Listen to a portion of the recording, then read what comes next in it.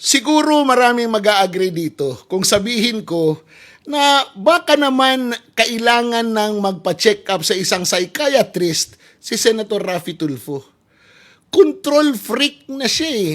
He wants to control the person testifying.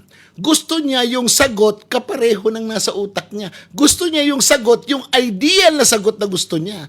Eh bakit Senator Tulfo hindi kayo magpalit ng witness? Ikaw ang mag-testify. Tanungin mo yung sarili mo sa gusto mong isagot doon sa tanong mo. Kasi yun ang gusto mo eh. Hindi ka mag-a-agree sa isang nagtitistigo kung hindi ka parehas ng iniisip mo. That is absurd. Sa tingin ko, that is there must be something wrong with your mind. Isipin mo, nung isang araw, tinawag mo si Acosta na stupid. Ito naman, sinabihan mo nagtatanga-tangahan. This language are not language used by senators. They are not.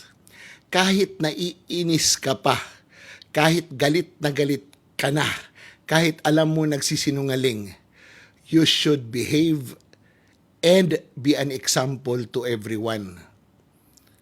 Hindi ba? Live television, impeachment hearing, viewed by millions of Filipinos, tapos sasabihin mo yung isang tao na nag-testify dyan, nagtatanga-tangahan ka lang, sorry to say that, kahit pinalitan pa yung language ni Chis Escudero, nasabi mo na eh. Very offensive, very unprofessional. Para sa akin because nag-testify yung tao, meron naman siguro siyang qualifications na siguro wala si Senator Tulfo o wala yung iba at siya lang ang meron. I mean, the position that he is holding is a position of trust and confidence.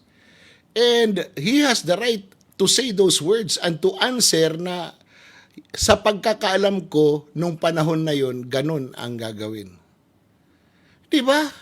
Why would you insist in telling the witness, hindi pa kayo pumunta sa DOH para humingi ng mga gamot?